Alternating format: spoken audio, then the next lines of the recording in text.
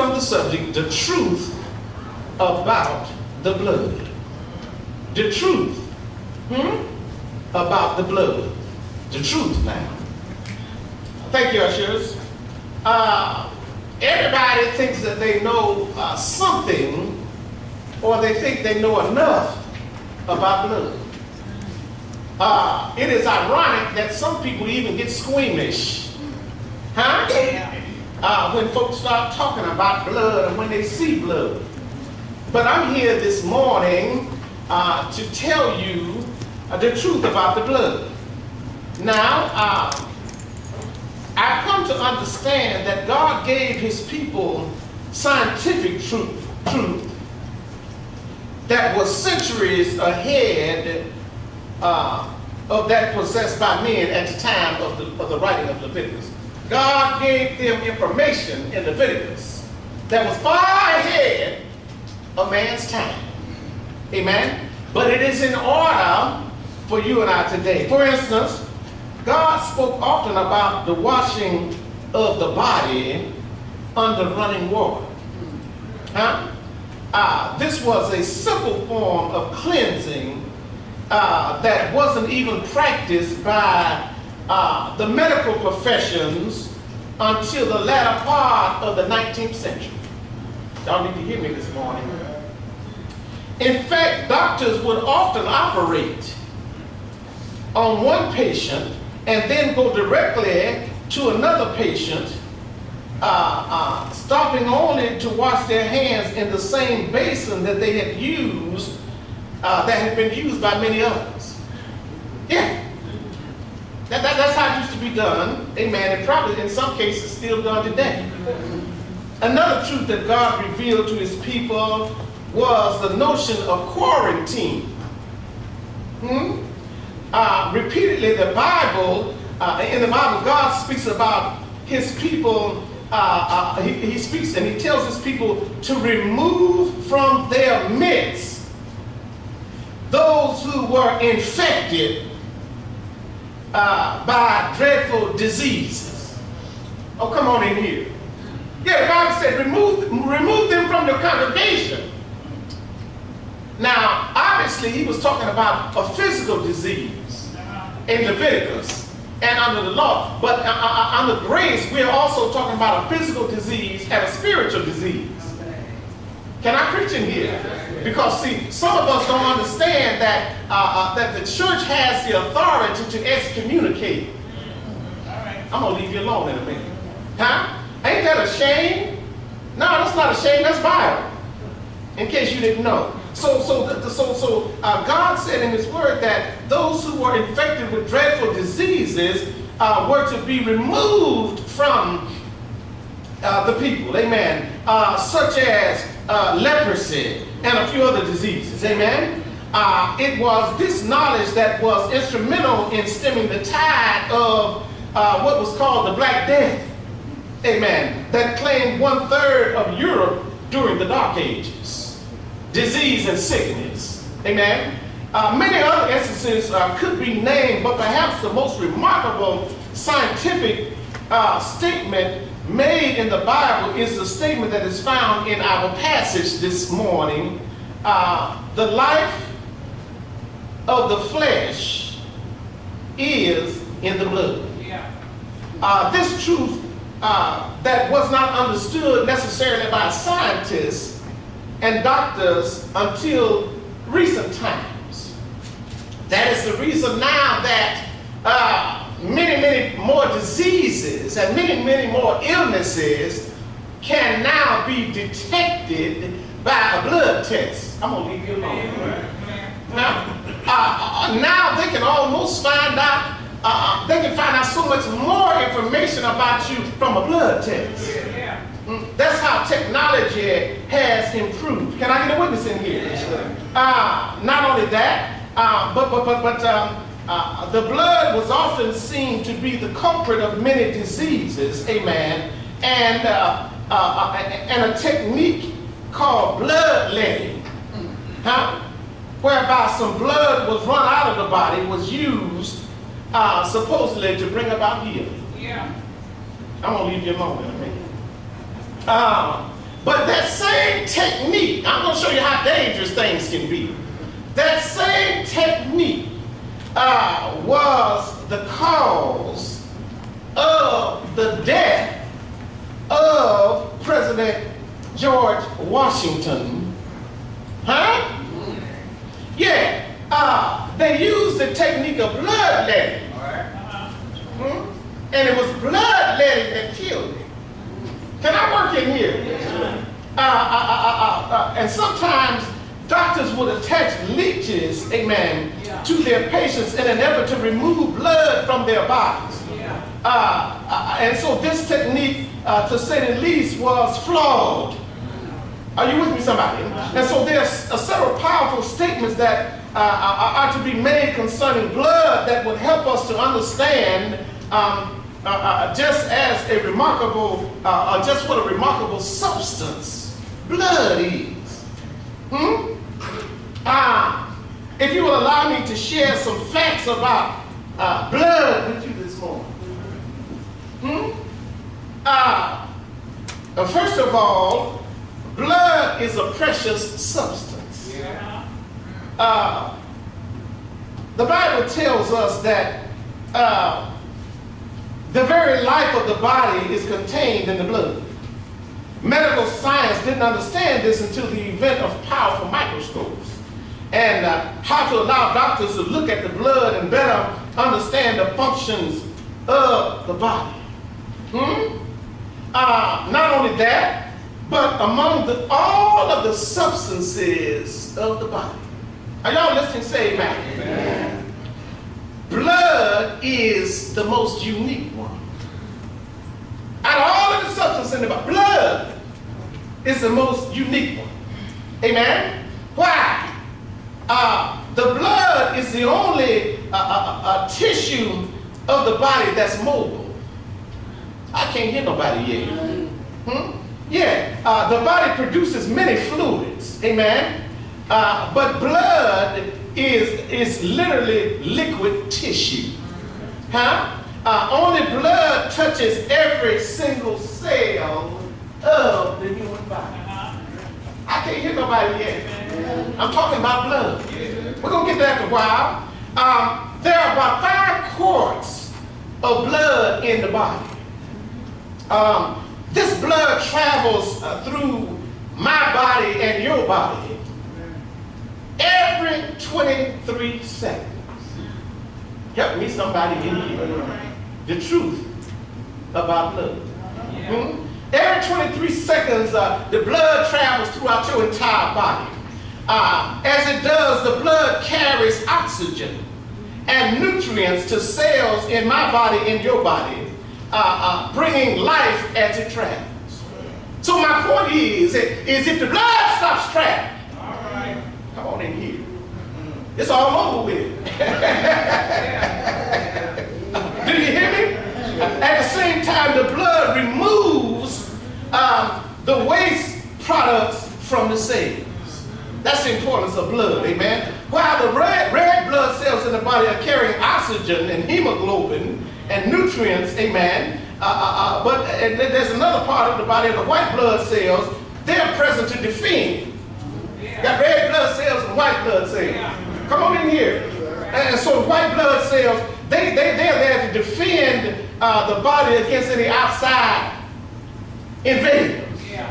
Sickness, disease, and all other kind of things. Are you with me yet? When my body or your body is injured, you may notice that there's a swelling around the injury. This is caused by blood being rushed to the injured area. Come on in here. Blood is rushed to the injured area, and that blood is rich in white blood cells, and these blood cells have the power to kill or to engulf germs that can cause infection. I'm going to preach a little while. And so as they do their job, they die in the process. As those white blood cells are doing, they die in the process because they're fighting for you from the, what did the book say, inside out. Okay. And so they die in the process, and they are expelled from from the body along with the infection in a material that we call pus. Are you hearing me, somebody? All this is going on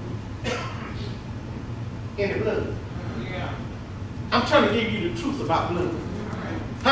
Now, there's more that the blood does, such as carrying antibodies and antioxidants. But these are just a few insights enough to let us know that blood is extremely vital to the existence of the human body. Now, blood has some power. Yeah, blood has some power. Amen. The power of the blood in the human body is so great that an infection in the bloodstream has the power to infect the entire body. And the loss of too much blood has the power to interrupt human life. Just lose too much blood. Just as blood has a physical application, it also has a spiritual application. Can I preach in here? Blood is necessary for physical life and spiritual life. The difference is in the spiritual realm, one must have the blood of another as his own. Blood is powerless.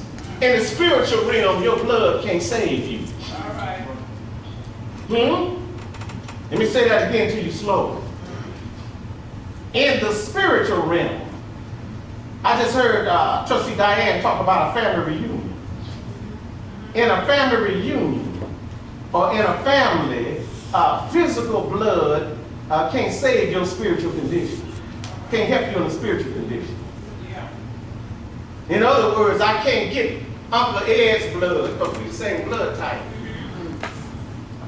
It may continue to allow me to live, but it'll kill me spiritually. I'm going to leave you alone in a minute. Because I'm going somewhere. I'm going to go across the bridge in a minute. And so a person behind the blood is provided a substance. It's a provided substance. It's a provided substance. Bless you. Amen. God tells, he told the nation of Israel, that's where I'm going. When you deal with Leviticus, he told the nation, I got to run across the street. But he told the nation, and I want you to hear me good now, because this is applicable to the church. Remember, I talked about physical and I talked about the spiritual. He told Moses to tell Aaron, the priest,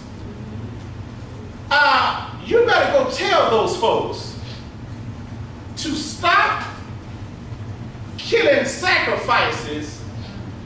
Y'all listening? Outside of the church and sacrificing the blood outside of the tabernacle. You better go tell them.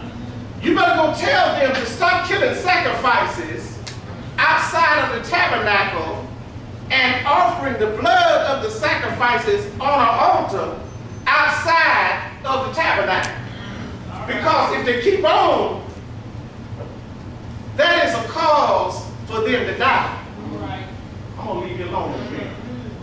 There are a whole lot of us that believe that we can serve God, we can worship God outside of the church.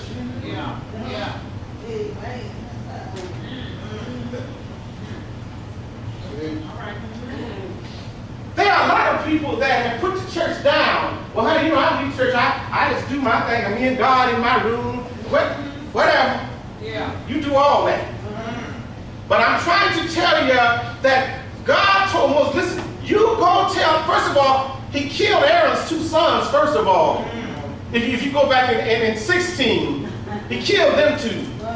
And then he told Moses, you go tell Aaron to tell the people to stop trying to serve me outside of the tabernacle. And tell them that I do not accept their sacrifices and the atonement for their sins on their altar that they built. Y'all not hearing me yet? Because we have a lot of folks in 2017 you're trying to serve the Lord and trying to please God with your own altar, in your own tabernacle. And what I'm trying to tell you is God's not pleased with that. I'm going to leave you alone in a minute. And so God devised a system, because in the Old Testament, the blood of the sacrifices only atoned for your sin.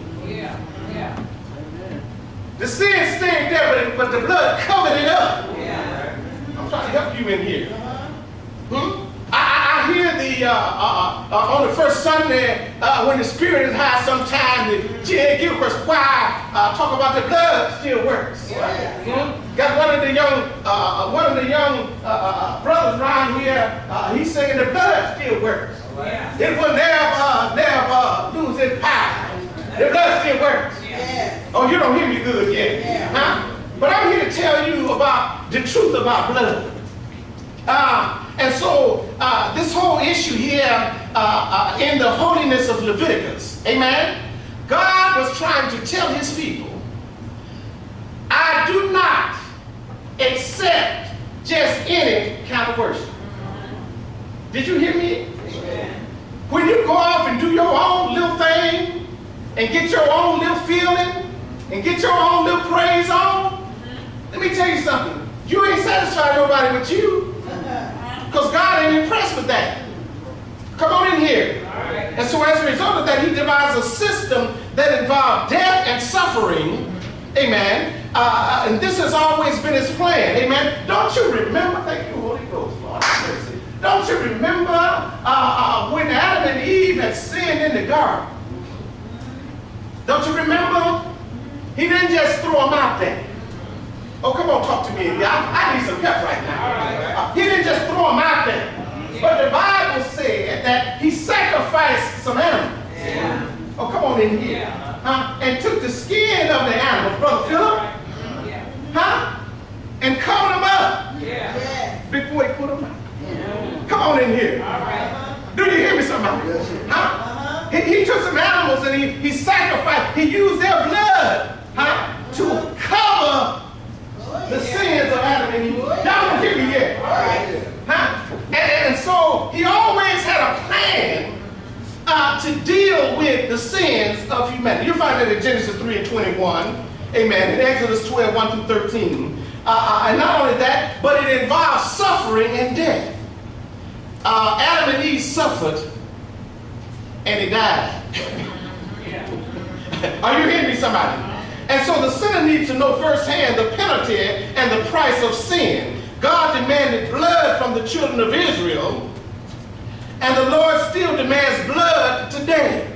Oh, you don't hear me? If you're going to be saved, and if you are saved, come on in here. You are saved because of the blood of the Lamb. The one that was slain from eternity. I can't hear nobody yet. I know you're used to just going to church, being at church. Amen. But I'm telling you the truth of our blood. Not only that, and many of us, we do a recoil, amen, at the mention of blood. However, it's always been God's method for dealing with sin. Oh, you don't hear me yet? It's always been God's method for dealing with our sin. Without the shedding of blood, no remission of sin. Are you with me, somebody in here? Now, again, this was ahead of time for everybody.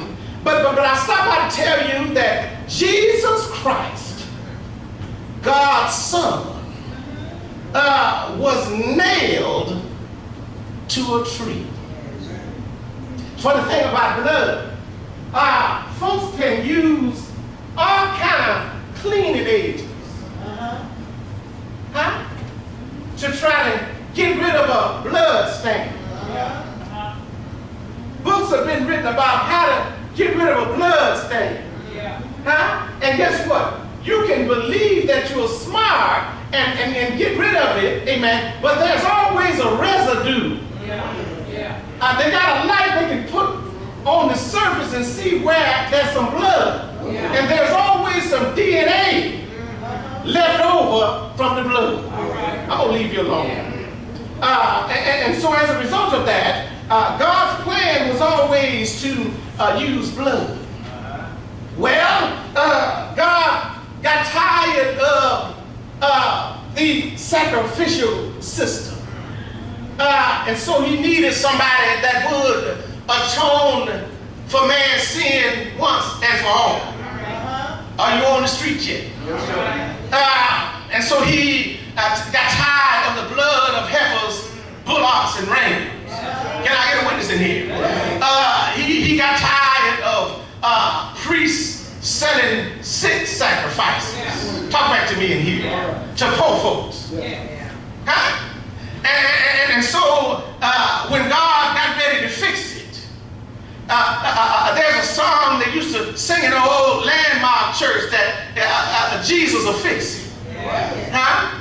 But when God got tired of man's foolishness, when God got tired of man trying to serve him his own way, when God got tired of the altars of idols, can I work in here? When God got tired of idol worship, when God got tired of man trying to worship him and him not receiving your worship, he declared that the only way that you'll be able to worship me and the only worship that I will receive is in spirit and in truth. Can I get a witness in here? In other words, I got to move on from the law and I got to make amazing grace possible. I got to make a way for man to come to me, and I got to make a way to take care of man's sin debt. And so the only way that I can take care of man's sin debt is I got to do it myself. I'm going to leave you alone here. Well, the Lord said, I've got to first of all see if anybody is worthy to go man's bond. And when he looked around and he discovered that there was nobody worthy to go man's bond. Well, Abraham couldn't go man's bond.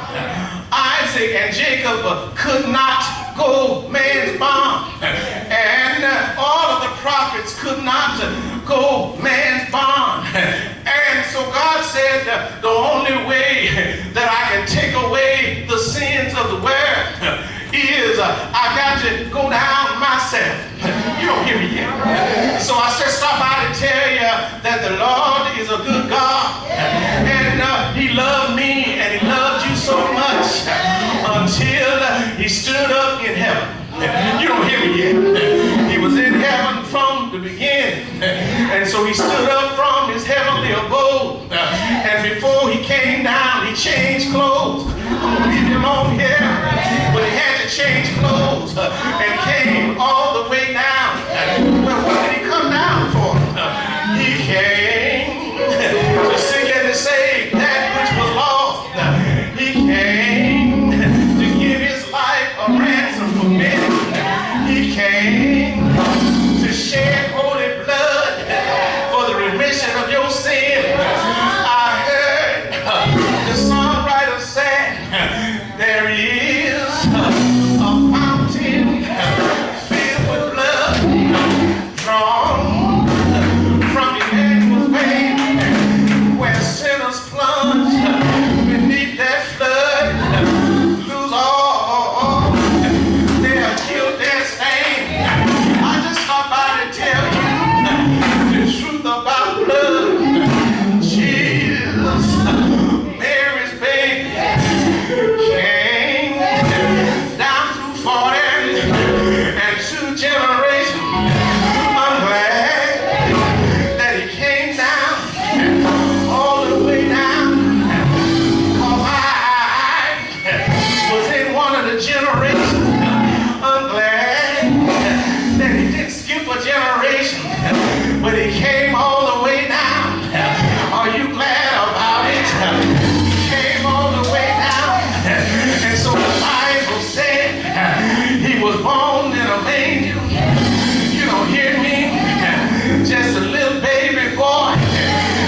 was fully God and fully man, all at the same time. But God was calling for some blood. You don't hear me? He was calling. He needed some blood to be sacrificed on the altar. God needed some blood, but it had to be holy blood. You don't hear me yet? And so Jesus, the Bible said that he grew, and the Bible said that at about the age of 30, Jesus began his public ministry. At about the age of 30, Jesus began to teach, he began to preach, and he began to heal. You don't hear me yet? But Jesus, he came to give his life a ransom for many. I'm gonna leave you alone here. But you know the story, how Peter denied him. You know the story, how Judas betrayed him. Don't you know the story? Come on and go with me a little while. All I'm talking about this morning is the truth about blood. So the Bible said that Jesus, one Thursday night, gathered the boys together. You don't hear me? With desire, I want to eat with you before I suffer. You don't hear me? One of you at the table is going to betray me. One of you at the table is going to deny me. But on Thursday night, with desire, I desire to eat with you before I suffer.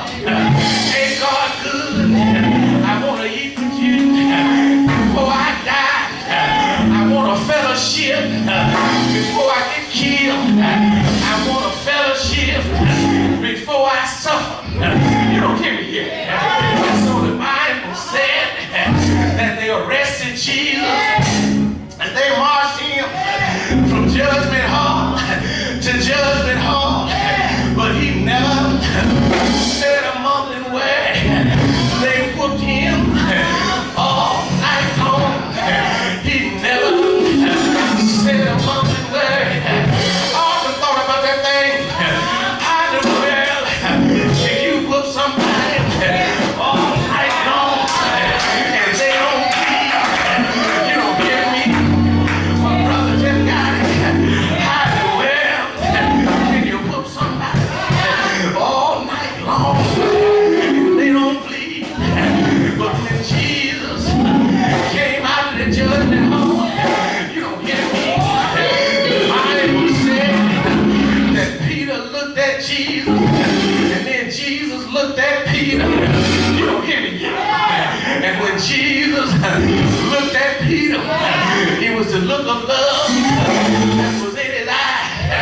And the Bible said, your love will make you do a whole lot of things that you said you wouldn't do. And so Peter, when he looked at Jesus, the Bible said that Peter got speechless and he went out and just wept bitterly.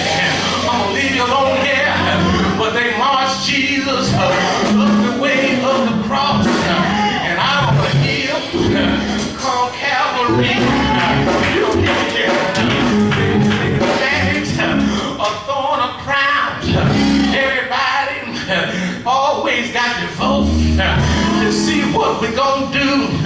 You don't hear me yet, do you? And so they voted to see what they were gonna do about Jesus. It wasn't your ordinary vote because everybody had to vote. You don't hear me yet? It was a unanimous decision. Everybody had to put their vote in the crown that was on his head.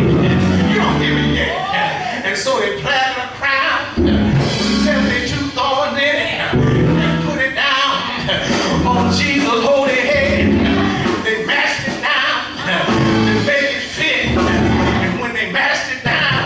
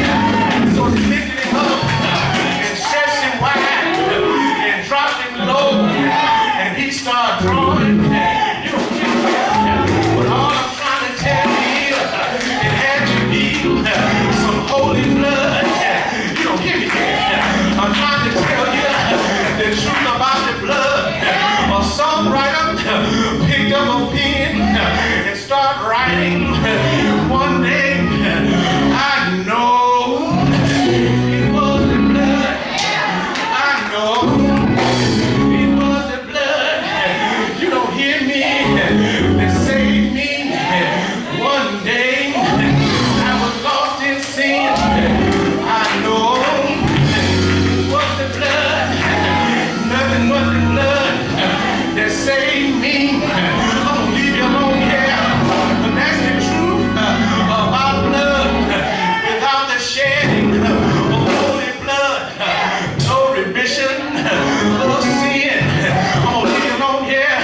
But the Bible said that Jesus died out on Calvary to tell me that Joseph of Arimathea and Nicodemus begged for Jesus' body. You don't hear me? They buried him in Joseph's new tomb 3 days and 3 nights. But early on the third day, he rose from the dead with all power in heaven and earth was in his hand. I can leave you alone here, but I'm thankful for the blood. I thank God today for his precious blood. I thank him today that I'm covered under the blood. And when you're covered under the blood, the world can't do you no harm. You don't hear me yet? I'm covered under the blood. If you under the blood, the world can't do you no harm. I'm trying to leave you alone here. I'm gonna get out of here. But I just thought I'd tell you the truth about blood. I told you that one of these days, in the twinkling of an eye, the Lord is coming back again. I need to help somebody before I go to my seat, because when he comes back, you don't hear me. Gonna be a whole lot of folks coming and proclaiming to be the Messiah. But when Jesus comes, there will be no more tears. When Jesus comes, all heartache will be gone. When Jesus comes, but you got to know how to recognize Jesus. You don't hear me yet. I want to tell you how to recognize Jesus. There are many false antichrists that have come in the world, but when Jesus comes, the way that you'll be able to recognize him is his garments only been dipped in blood. I'm gonna leave you alone here. That's how you will know that he's the Son of God. He's coming back on a white horse, but you look at his clothes, his garments would have been dipped in blood. And that's how you will know that he is the Messiah, the Son of God. I'm gonna leave you alone here. The Bible said that his hair will be like lamb's wool, his eyes will be like balls of fire, and his feet will be like polished brass. But I'm just trying to tell you, his garments will be dipped in blood, so that you don't make a mistake. I got to leave you alone here. He'll have a rainbow wrapped around his shoulder. The truth about blood. Huh? I need to help somebody in here. Oh, you leaning? You leaning this morning? Oh, you've been in the Baptist church all of your life, but you leaning now. You think you might want to be a witness, a Jehovah's Witness. Huh? And they told you one of the prerequisites is you better not have a blood transfusion. I'm here to help you. You better make sure before you leave here that you cover the truth about the blood. Only the blood of Jesus. What can wash my sins away? Nothing. You better hear me. I need you to hear that. I need you to hear that this morning, saints. I'm so concerned that the church is not going to be ready. We're going to have some virgins that's going to run out of oil. You don't hear me do it. We're going to have some foolish virgins that are watching and waiting for the bridegroom to come. But they're not going to be prepared because they're not going to have any oil. And that's what's going on in the church today. We don't have any oil. Our oil is running out. Don't get caught with your work undone. Because he's coming back again. And he's coming back for those who have oil in their lamp. So keep your lamp trimmed and burning. But make sure that you got enough oil. I can't hear nobody in here. Want to sit up in church and be dry every Sunday? You just go sit up in church and be dry with no oil. You want to keep on worshiping outside of the tabernacle? You want to keep on burning your own sacrifices on your own little sick altar? Go right ahead. But the Lord told Moses, you tell them if they keep on, I'm going to kill them. That's the quickest way to die. Is to not worship the Lord in spirit and in truth. And we got a whole lot of folks are dead while they living. Because you won't come to church. You won't serve the Lord. The Lord's been so good to you, but you won't serve him. And then got the nerve to get in the choir. He's all over me. All right. And he's keeping me alive. But you pick and choose when you want to serve him. Really? Keep on picking and choosing. The door's open. I just gave you the truth about blood today. The door's open. Amen. Let the choir come back to us today. I hope you got something out of the message today. I had to cut across the field today.